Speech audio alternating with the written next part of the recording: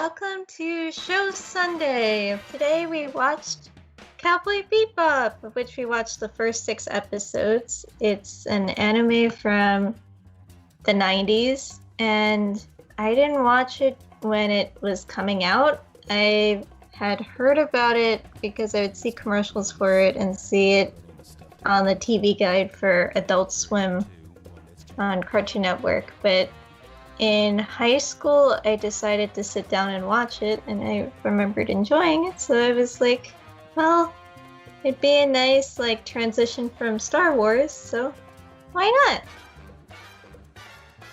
Yeah, it's very much, not, a sci-fi show, though. Yeah. Yeah. It's definitely not a sci-fi show. It's weird. It's like a space western or something? Yeah. Yeah. I think it's kind of funny because then, you know how they have the wording in the back for some of the shots? Yeah.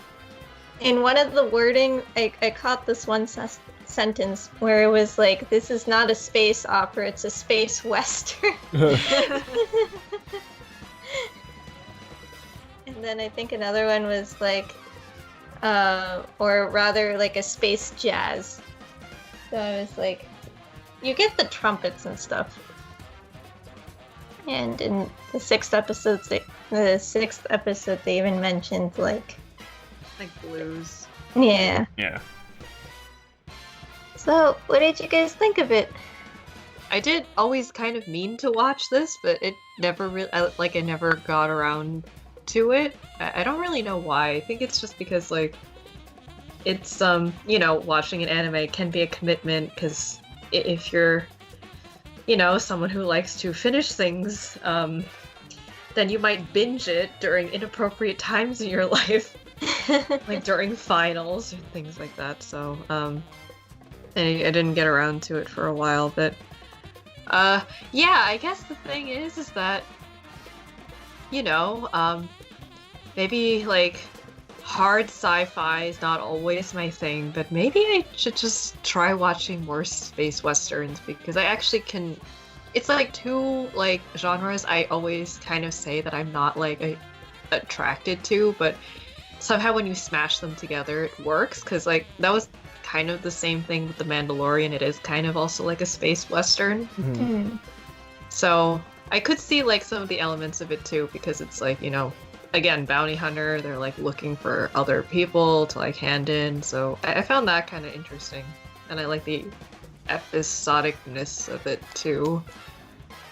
Yeah, the episodicness makes it so that there is a stopping point, so if you don't want to binge it, you can actually watch it. It's easily digestible. Yeah, there's a continuity, but there's not really, a plot overall. Yeah. Yeah. You slowly learn more about the characters and about, what's going on in the world and everything, but otherwise it's not, cliffhangers at the end of each episode. Oh my god, what's going to happen? I need to watch the next episode. It's very much, enclosed in the episode itself, and then whatever is introduced in the beginning wraps up at the end, and then you kind of go into the next episode assuming that it'll be the same thing. Yeah.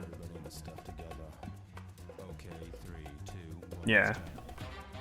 It can go both ways though, right? Because sometimes you want something where the plot is gripping you all the time, right? Yeah, definitely. But other times it's because again, for example, my immediate thought, I'm do I feel oh my god, I have to see the next episode? No, but at the same time, I'm sure, I'll see some more, But I don't. But I don't have I have to see it right now. You know what I mean? So. Yeah. Yeah. Again, it depends on kind of how you want to go about it. I don't know. My immediate. Okay. So I have kind of an odd. History is the wrong word, but I'm approaching this from a little bit of an odd perspective because, I have seen 2 other anime made by the same person and same studio that are quote unquote connected to this one. Oh, what? Oh, you mean Space Dandy? Space Dandy and Carol and Tuesday. Oh. Oh. Now, they are quote-unquote connected in, not any significant way. Basically, like an Easter egg kind of way. And if anything, like this and Carol and Tuesday being connected, like, literally doesn't make any sense. Like, if you were actually to try to say like they're in the like actually, you know, both real in each other's universes, it literally makes no sense. So, because this and Carol and Tuesday both take place at like the same year, but like the environment's completely different. So it's like it doesn't work. But anyway, it doesn't really matter. But the point is, like, so I was actually wondering, like, because the connection that I read between Cowboy Bebop, well, okay, here's how it is. Something in Space Dandy references Cowboy Bebop, and then something in Carol and Tuesday references something in Space Dandy.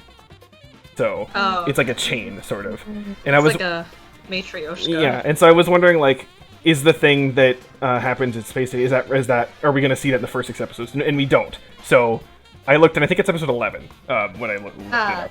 Okay. It's something about like a lobster inside of a fridge. Oh, I know what it is. That shows up in a Space Dandy episode. So, yeah.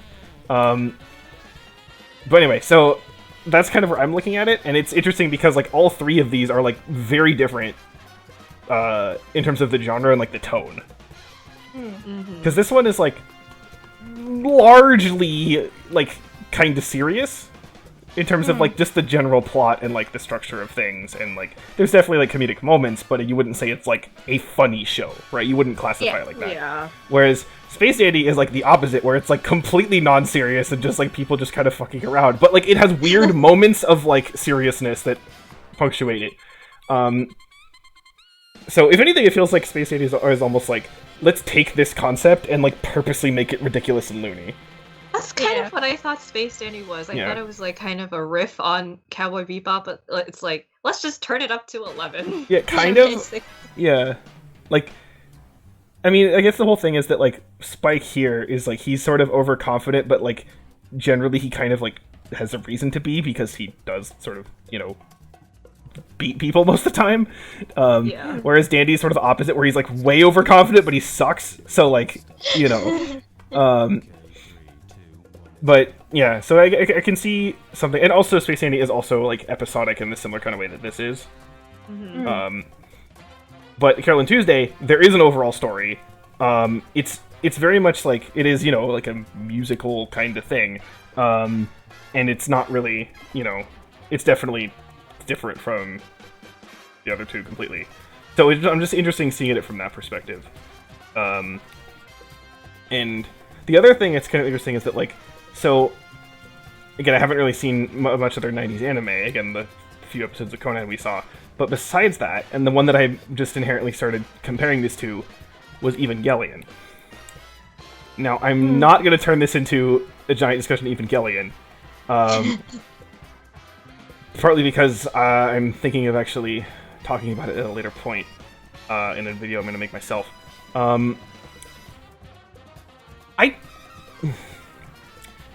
Overall, at the end of the day, I came away from Evangelion disappointed. And one of my issues that I had with it is it felt dated. And I know there's people who are going to think I'm crazy for saying that, but the main thing I'm pointing at for this is sort of, is like the presentation of it. And like, the biggest main specific thing is Evangelion is really unnecessarily horny. And this only, Bebop came out like, I think 3 years after that, so it's pretty close. And that's not the case here at all. Like, to me, this did not feel dated.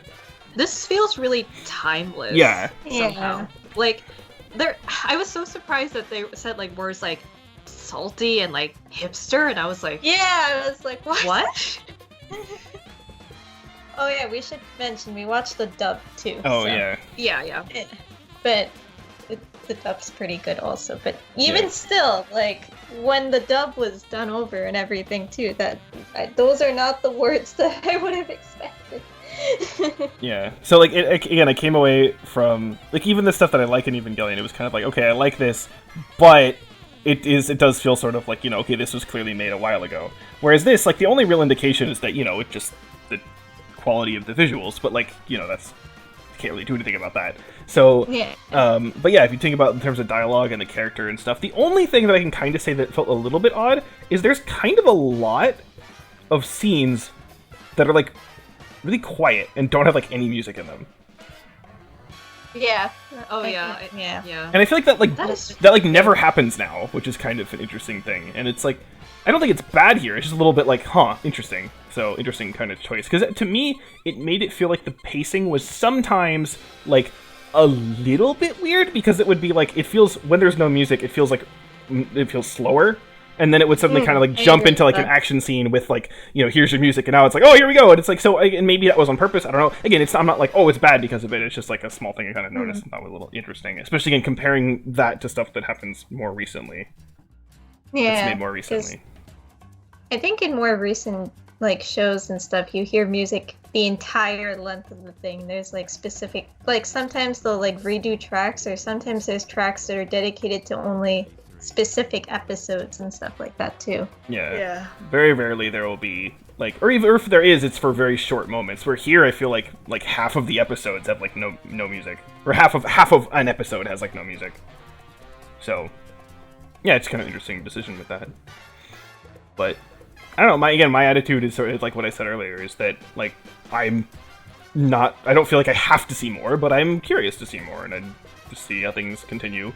I wouldn't say I like love anything yet, but usually how these go is that, you know, generally as you watch a show, the characters and stuff, it builds with you as you go along. So it kind of makes sense you wouldn't like love everything from, you know, well, we watched about like a quarter of the show. So Yeah. I remember, like, when we started watching, I was like, at first I was surprised that the whole crew wasn't together, but as we continued watching, like, Faye joined, and then, like, she was there for the, like, 2 episodes afterwards? Yeah. Yeah, she joined in episode 4. I was like, okay, maybe this is actually a good thing, because then you also kind of become part of the crew, and then you see how they have to work together, because at first, you know, Faye's, like, kind of freeloading, but like, not in a way that makes you not like her. It's just that, you know, she's, you know, a gambling person who's, like, stuck with these men, and she's like, you know, I might as well just make it work.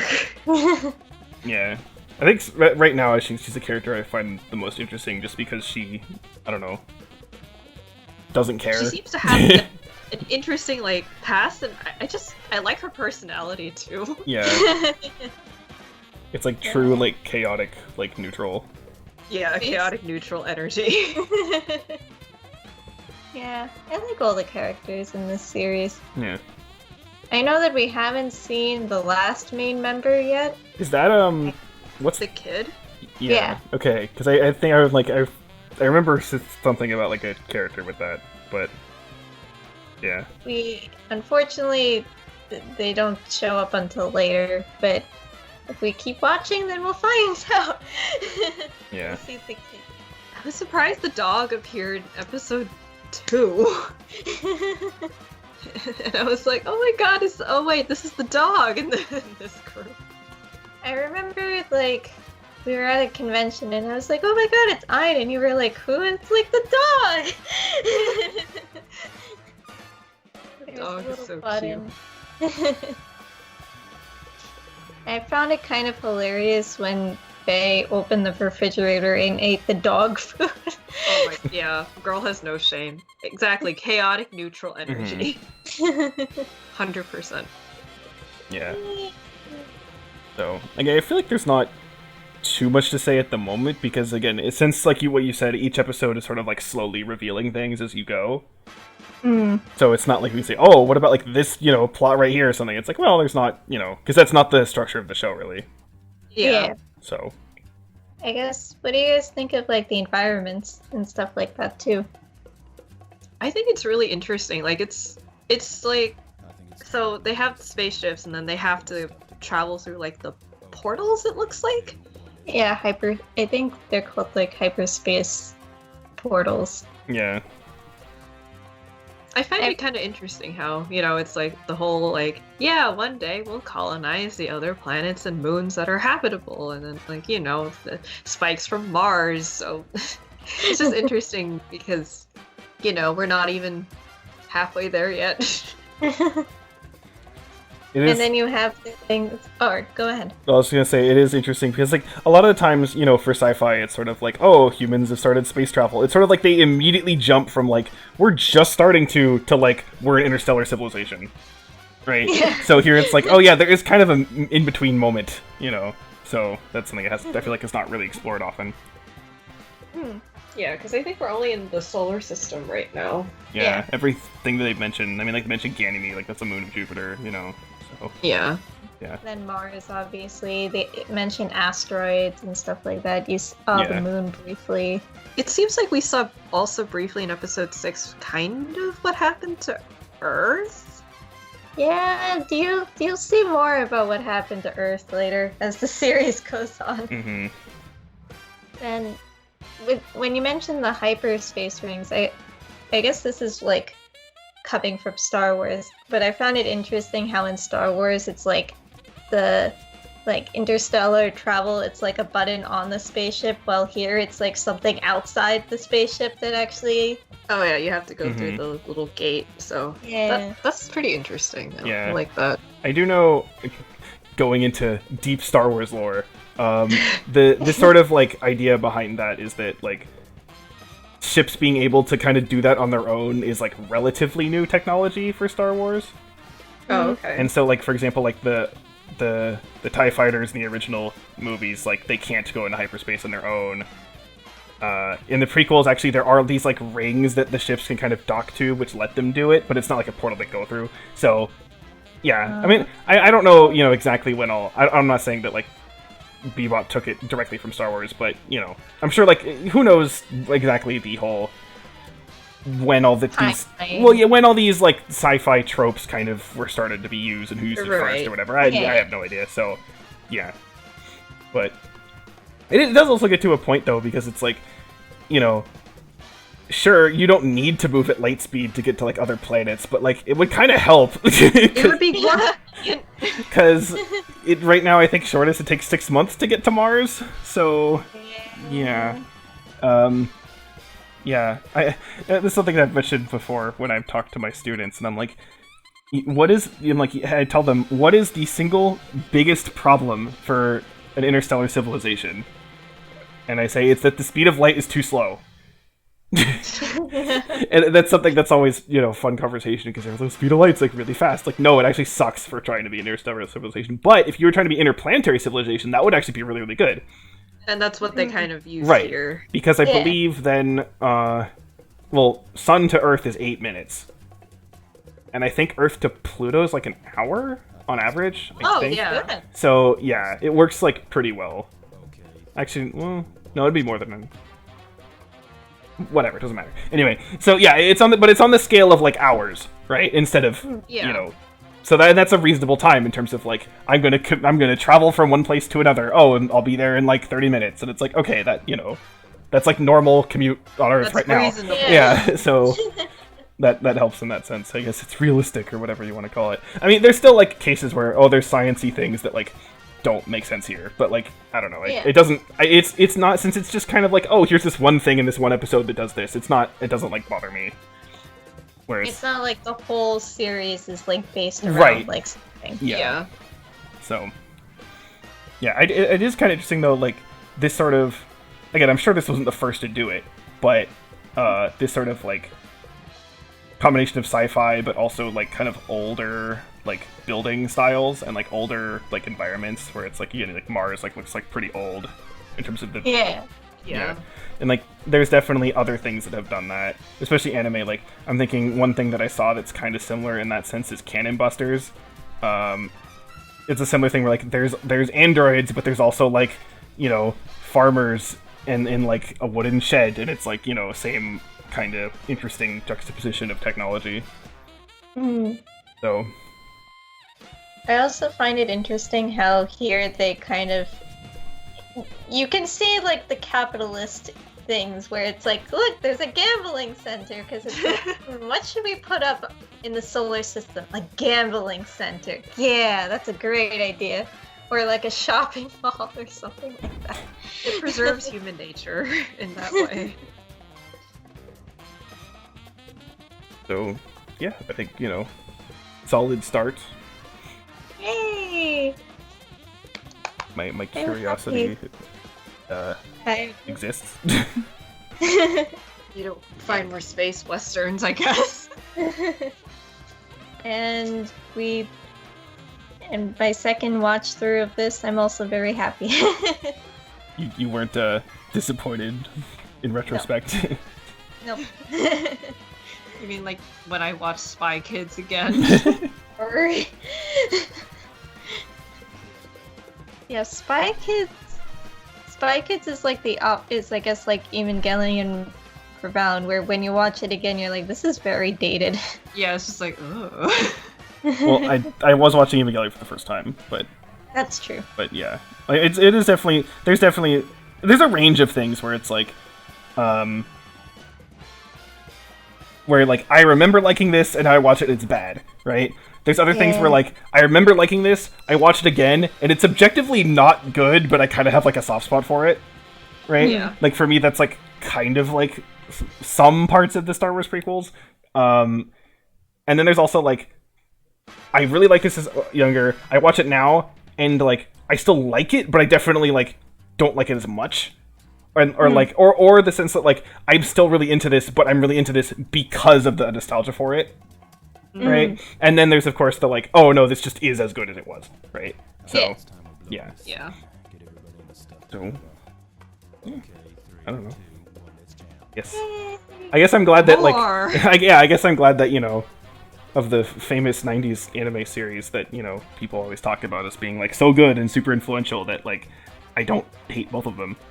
I don't even hate Evangelion. It disappointed me. That's the best way of phrasing it.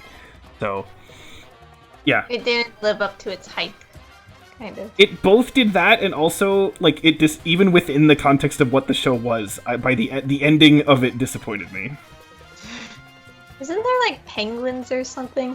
I don't. Yeah, one of the characters just has a penguin for like no reason.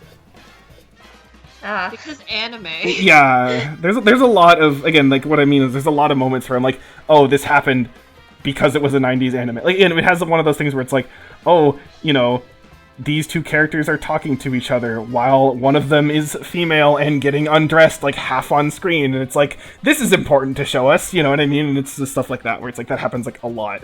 Where here it's like not an issue. So yeah. Anyway, I don't want to talk more about Evangelion right now. Yeah, so this worked.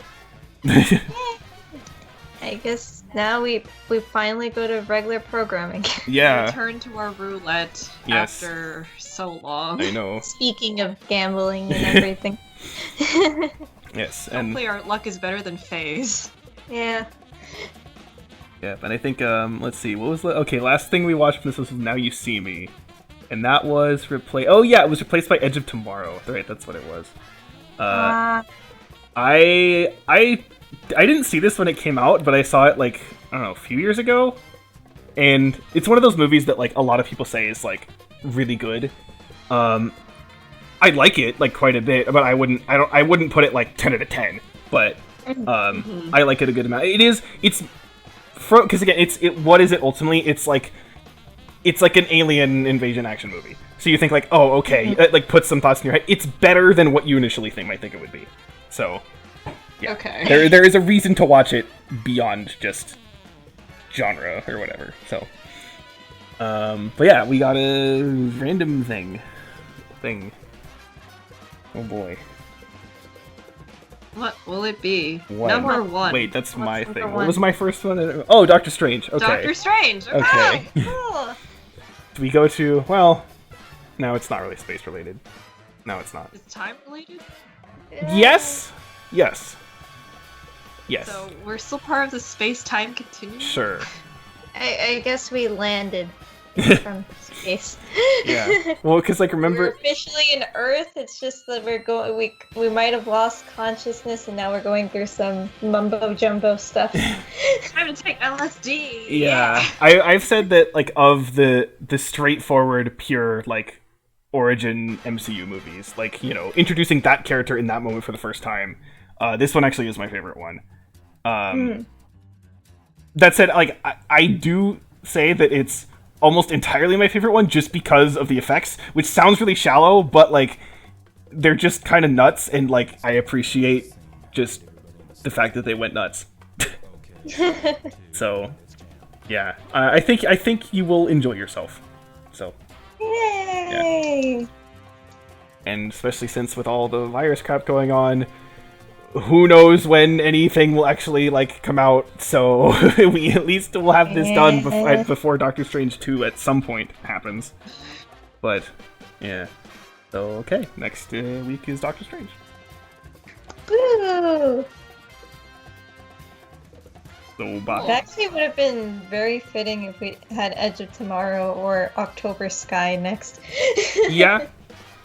Well, Okay. yeah. I mean, actually, all of these take place on Earth, but yeah, whatever. We're scaling back in the realism, I guess. Yeah.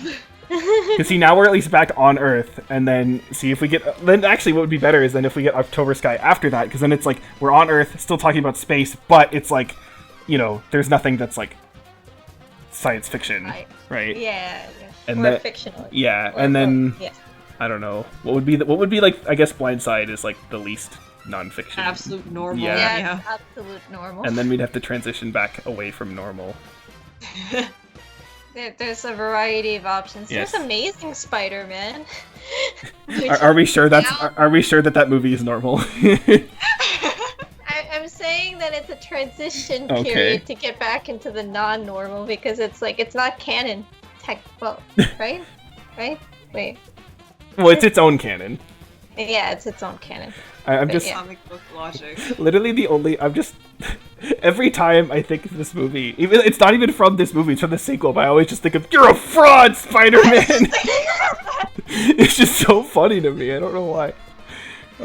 Hopefully we'll get to that at some point, maybe. But Yeah. anyway, for now, Doctor Strange is next. Yep. See you later, Space Cowboy. Yep. Bye. Easy come, easy go. I don't have anything clever to say, so bye.